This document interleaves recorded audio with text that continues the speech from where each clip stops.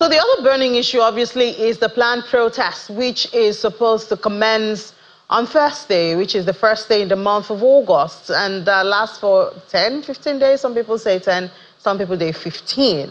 And of course, they've tagged it #EndBadGovernance, and we call it the hardship protests.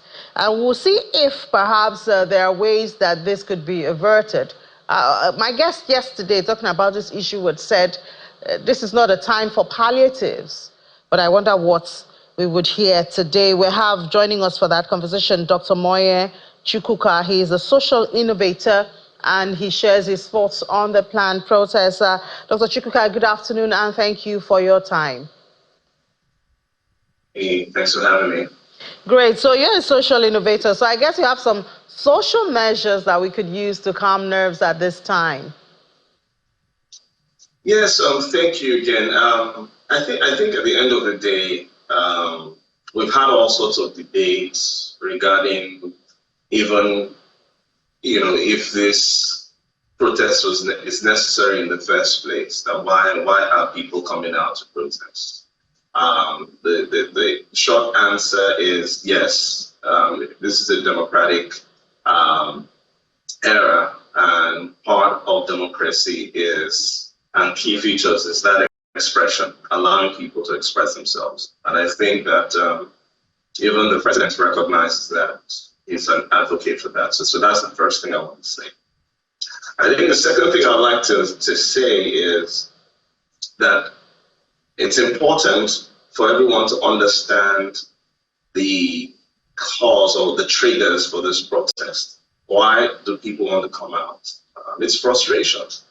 Okay. Now, and when you're frustrated, sometimes you're not going to make the most, will I say, practical, recommendations or demands. But that's not even where a lot of people are right now. They're just upset. They're just frustrated. Okay. And they're saying, hey, we need something to be done. Now, here's the good news, though.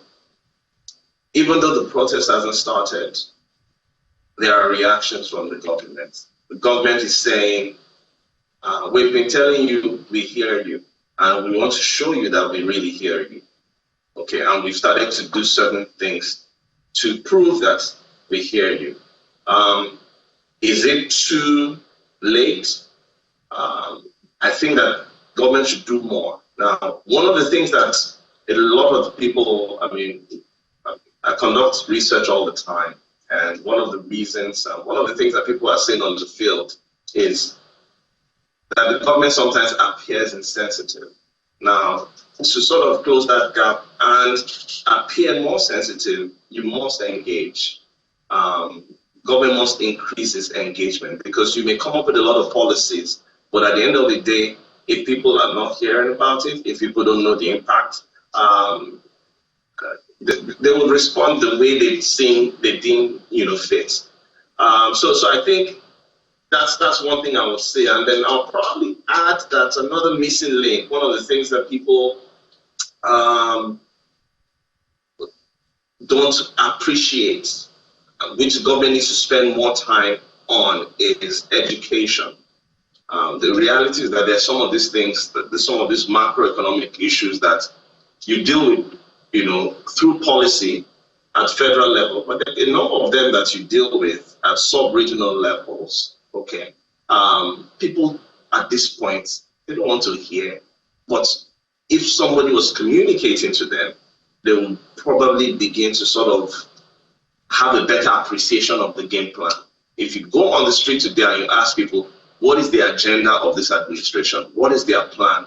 Many of them will tell you they don't. So perhaps having a clear communication program or communicating the plan of what you want to do in the next X number of months with clear timestamps would also help to calm a lot of the nerves.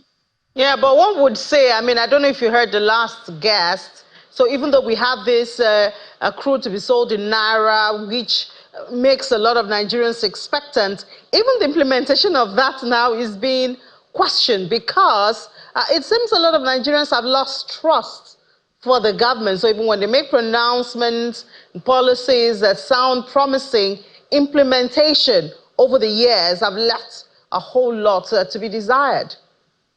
Yes, I mean, at the end of the day, you're right about the trust deficit, but that's the reason why the plan needs to be clearer. Right now, all we know is, oh, crude is going to be sold in Naira, big headline. When you engage people, I've interacted with a number of people since last night, and everyone is saying, yes, yes, yes, doctor, but, the devil is in the detail. Okay, so perhaps what needs to be communicated is that detail. How will this be done? Of course, stakeholders have already started engaging to come up with the details.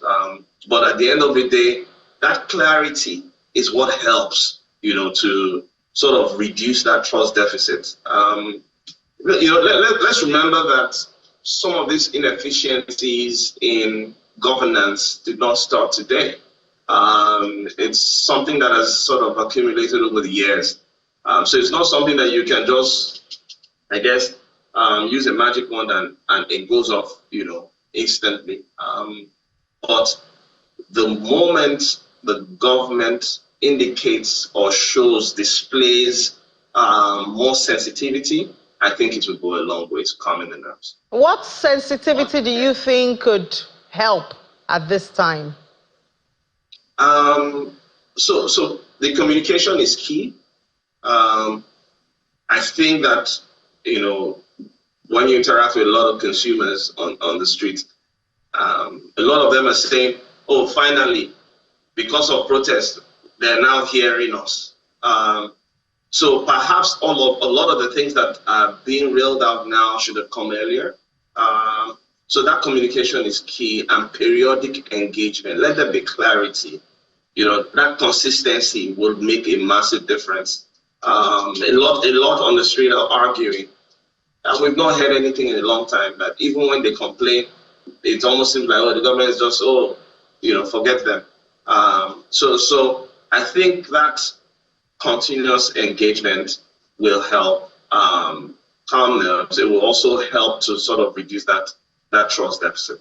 Do you see this protest, can it be averted perhaps, since you say communication, have the president, a governor, a minister speak to the people? Do you see any way where this protest can be averted? So I actually believe that for democracy's sake, it's important to allow people to express themselves, first of all. So I don't think it's a function of averting the protest or stopping it.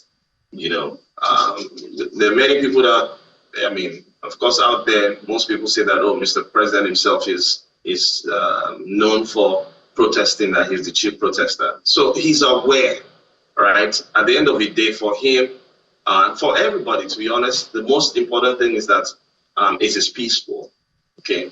And there's even clarity, of the demands, and that the government is also responding and is seen to be listening to what the demands are.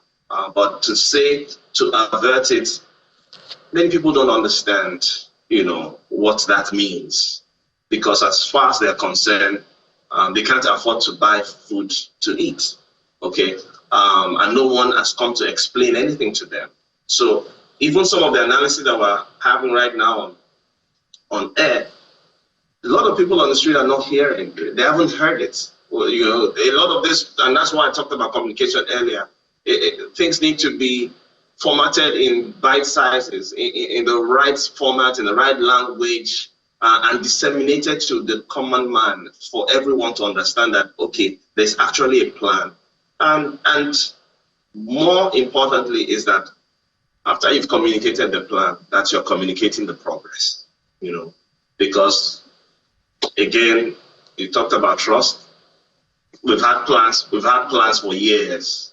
So why will this plan work now? So if we say that within the next 4 weeks, X has happened, communicate that progress so that everyone will just feel more comfortable and begin to truly hope and believe that maybe things will work out, eventually.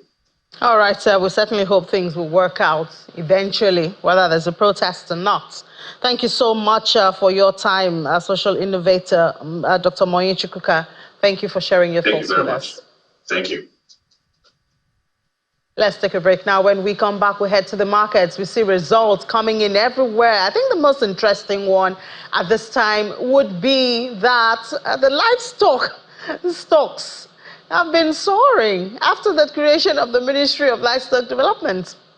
We'll see. We'll talk about that after the break. To join us again.